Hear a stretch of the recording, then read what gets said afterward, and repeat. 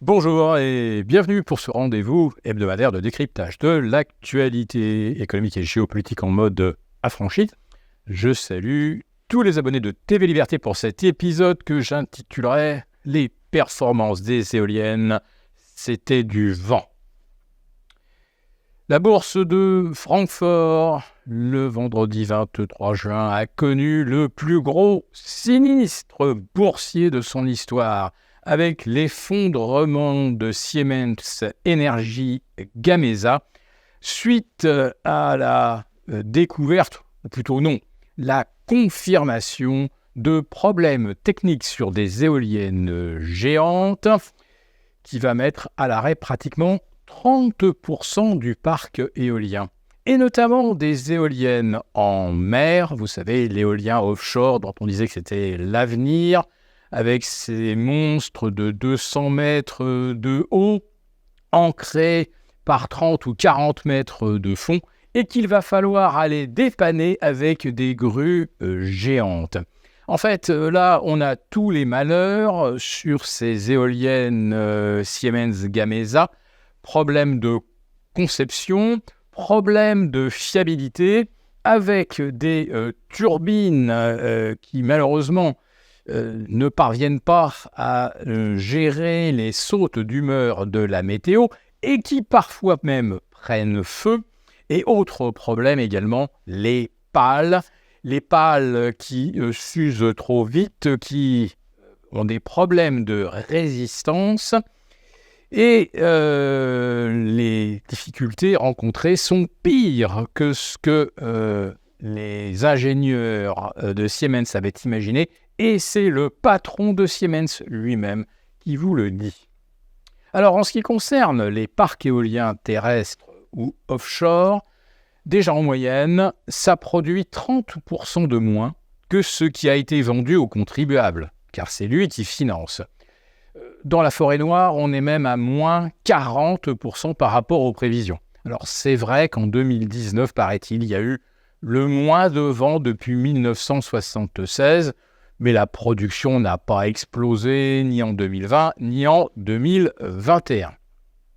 L'autre souci, c'est que quand vous avez un parc éolien qui produit 30% de moins que ce qui est prévu, alors que vous l'avez financé plein pot, et qu'ensuite vous avez 30% de ce parc qui est mis à l'arrêt pour cause d'avarie technique, et on ne sait pas combien d'éoliennes qui aujourd'hui continuent de fonctionner vont connaître à leur tour des problèmes d'usure et de fiabilité, on arrive en fait à un rendement de moins 50 par rapport à ce qui a été vendu aux contribuables. Imaginez qu'on vous annonce que votre voiture fait du 130 et que sur l'autoroute, vous vous apercevez que vous ne dépassez pas le 65 ou le 70. Vous demanderiez probablement à ce que l'on vous rembourse. Tiens, puisque je parle d'automobile, figurez-vous que pour les véhicules électriques, l'autonomie annoncée généralement est inférieure de 30 à 40% aux normes constructeurs.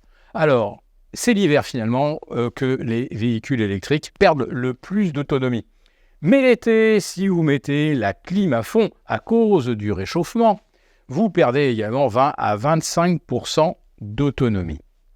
Mais l'électrique, c'est finalement le patron ou le candidat patron du MENEF qui en parle le mieux. Il est chef d'entreprise et il a voulu sauver la planète. C'est lui-même qui le disait sur BFM. Et pour ce faire, il a acheté donc des utilitaires et des camions électriques. Et je trouve qu'il a fait un excellent résumé.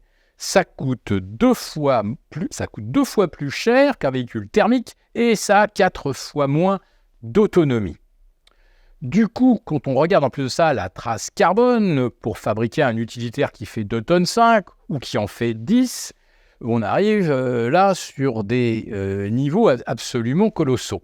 Mais que dire des futures éoliennes géantes que la Suède voudrait installer au large de ses côtes des monstres de, tenez-vous bien, 340 mètres de haut, ça c'est pour le mât, et vous y ajoutez des pales géantes de près de 170 mètres qui vont vous faire donc une surface de prise au vent équivalente à 15 stades ou 15 terrains de football. C'est absolument colossal. C'est censé produire 30 mégawatts quand les éoliennes offshore les plus puissantes actuelles produisent du 8 mégawatts. Et déjà, pour produire ces 8 mégawatts, on est confronté à des problèmes techniques carrément insolubles. Alors imaginez ces monstres qui feraient 450 mètres hors tout. Il faudra donc construire également des grues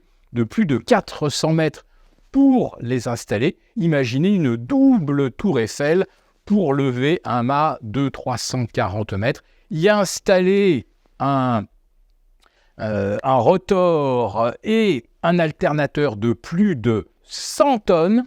Imaginez la trace carbone de tout ce matériel. Il faudra 30 ans pour l'amortir, pour des machines qui n'auront pas une autonomie de plus de 20 ans. Voilà, et quand on regarde les difficultés rencontrées par Gamesa, vous voyez déjà que la plupart des éoliennes ne pourront même pas être amorties et leur trace carbone sera largement supérieure à ce qu'aurait généré une usine à gaz produisant le même nombre de kilowatts.